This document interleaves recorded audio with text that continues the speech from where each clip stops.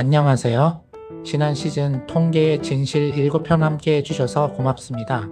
평균에 속지 말자, 내 진짜 자리를 보자, 그런 이야기였지요. 오늘부터는 새로운 시즌입니다. 시즌 2 자산의 함정.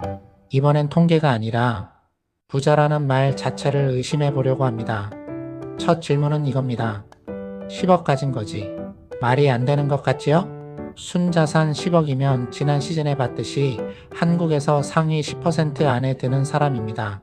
그런데 그 사람이 거질 수 있다고요? 네.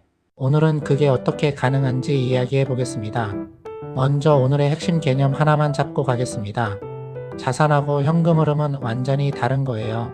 자산은 내가 가진 것의 총합입니다. 집, 땅, 예금, 주식 다 더한 거죠. 그런데 현금 흐름은 매달 내 통장에 실제로 들어오고 나가는 돈입니다. 쉽게 비유하면 이렇습니다. 자산은 댐에 고여있는 물이고 현금 흐름은 수도꼭지에서 나오는 물이에요. 댐에 물이 아무리 가득 차 있어도 수도꼭지가 막혀 있으면 한 모금도 못 마십니다.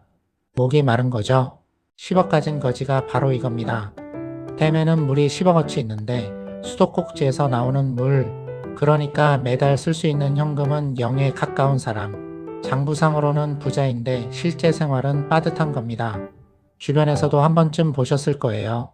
분명히 번듯한 집에 사는데 막상 만나면 요즘 대출이자에 카드값 막느라 죽겠다 하시는 분들.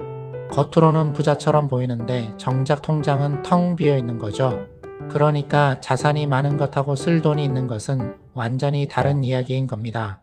우리가 이 둘을 자꾸 헷갈리니까 부자의 기준도 자꾸 헷갈리는 거예요.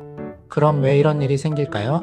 지난 시즌부터 제가 계속 말씀드린 그 표현 기억나시죠? 팔 수 없는 숫자. 한국 가구 자산의 약 4분의 3이 부동산입니다. 그러니까 그 10억이라는 게 대부분 살고 있는 집 한 채인 경우가 많아요. 그런데 그 집은 내가 그 안에 살고 있는 한 매달 돈을 만들어주지 않습니다. 오히려 대출 이자에 재산세에 관리비까지 돈을 가져가죠.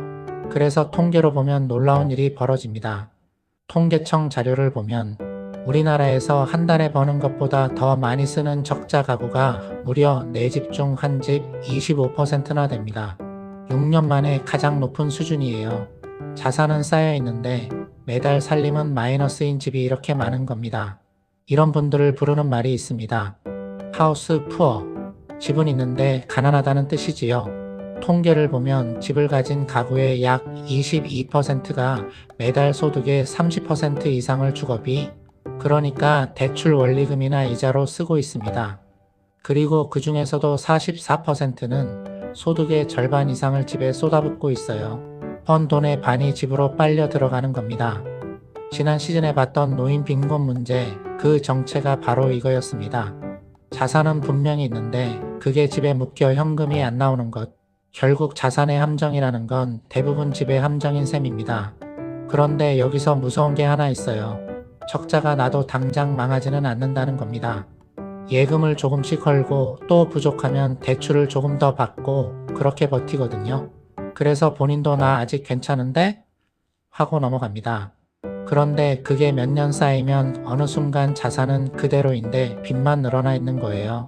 천천히 가라앉는 배 같은 거죠. 그래서 현금 흐름은 자산보다 훨씬 더 자주 들여다봐야 하는 숫자입니다. 여기서 유명한 이야기 하나를 소개하겠습니다. 로버트 기요사키라는 사람이 쓴 부자 아빠, 가난한 아빠라는 책에 나오는 정의인데요. 그는 이렇게 말합니다. 자산은 내 주머니에 돈을 넣어주는 것이고 부채는 내 주머니에서 돈을 빼가는 것이다. 이 기준으로 보면 내가 살면서 매달 대출만 갚는 집은 자산이 아니라 오히려 부채에 가깝다는 겁니다. 꽤 충격적인 말이지요. 그런데 여기서 저는 균형을 잡고 싶습니다. 이건 어디까지나 현금 흐름만 놓고 본 관점이에요. 우리나라에서 집은 단순한 돈 계산을 넘어서는 의미가 있습니다. 내 가족이 쫓겨날 걱정 없이 발 뻗고 자는 곳, 그 안정감의 가치는 숫자로 환산이 안 되죠. 또 길게 보면 집값이 오르기도 하고요. 그러니 내 집은 부채다라고 단정 짓자는 게 아닙니다. 다만 집 한 채에 모든 걸 묶어두면 현금 흐름이 막힐 수 있다는 것, 그 한 가지는 꼭 기억하자는 겁니다. 거주의 가치는 가치대로 인정하면서요. 자, 그럼 진짜 부자는 어떤 사람일까요? 제 생각엔 이렇습니다. 자산이 몇 억이냐가 아니라 일을 하지 않아도 매달 돈이 들어오는 사람, 들어오는 돈이 매달 나가는 돈보다 많은 사람, 그게 진짜 부자입니다. 임대료가 됐든 배당이 됐든 연금이 됐든 가만히 있어도 수도꼭지에서 물이 콸콸 나오는 사람, 그런 사람은 자산이 5억이어도 부자고, 반대로 자산이 20억이어도 그게 다 집에 묶여 매달 적자라면 그건 부자라고 하기 어렵다는 거지요. 그러니까 우리가 평생 얼마 모았나만 보고 달려왔다면 이제 질문을 하나 더 추가해야 합니다. 그래서 매달 얼마가 들어오나? 그럼 어떻게 해야 할까요? 오늘은 방향만 짚어드리겠습니다.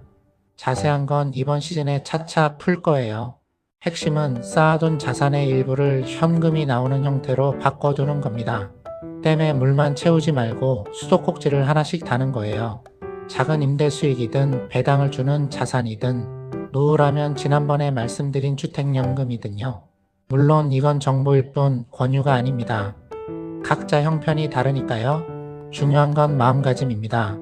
더 많이 모아야지 해서 어떻게 하면 매달 들어오게 만들까로 생각을 한 칸 옮기는 것. 그것만으로도 자산의 함정에서 한 발 빠져나올 수 있습니다. 물론 이것도 정답은 아닙니다. 그냥 저는 이렇게 생각한다. 참고만 해주세요. 오늘은 시즌2의 문을 열면서 10억 가진 거지 자산과 현금 흐름 이야기를 해봤습니다. 핵심은 딱 하나예요. 얼마 모았나만큼 매달 얼마 들어오나도 중요하다. 다음 편에서는 우리가 흔히 이 정도면 중산층이지 않은 그 기준을 다시 들여다보겠습니다. 제목은 5억 중산층의 함정입니다. 5억이면 중산층일 것 같은데 왜 자꾸 불안할까요? 그 이야기를 해보겠습니다. 오늘 이야기가 도움이 되셨다면 구독과 좋아요 한 번씩 꾹 눌러주시면 큰 힘이 됩니다. 그럼 다음 편에서 뵙겠습니다. 감사합니다. 꾸벅.